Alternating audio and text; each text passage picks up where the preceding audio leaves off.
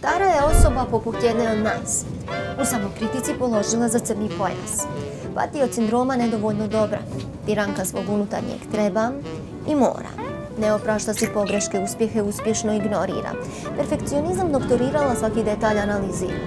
I uvijek može više, jače, dalje, bolje. Ipak svi ti uspjesi rijetko je zadovoljen. Po pravilu zahtjeva previše od sebe. Mada svjesna je da stvaraju probleme radoholičarski koji ne može stati. Samo ne shvaća ga dovoljno dobro da zna da to što radi sebi atentat je na zdravlje, na tijelo, na dušu i njeno psihičko stanje. Nema ta za predaha, nema za stanke, nema za izgovora i nema te zamke da odvrati Taru da odmori na tren.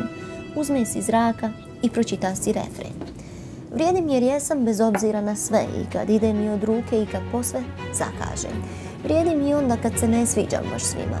Vrijedim jer dišem, jer živim, jer me ima. Ali nećemo se zavaravati, pa neće biti lako izaći iz zone komfora, barem na kratko. Kvantni će biti skok, reprogramirati svoj sklop, eksperimentirati s nečim novim, maknuti mikroskop s greškica i detalja, propalih projekata, razočaranja. Povjerenstvo za savršenstvo još ne postoji, pa previsoke kriterije valja preustrojiti. Postoji vrijeme za odmor i vrijeme za rad, vrijeme za tišinu i buku ponekad.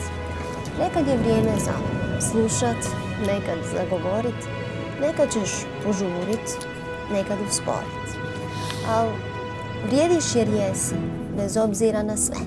I kad ide ti od ruke i kad posve zakažeš. Vrijediš i onda kad se ne sviđaš baš svima. Vrijediš jer dišeš, jer živiš, jer te ima.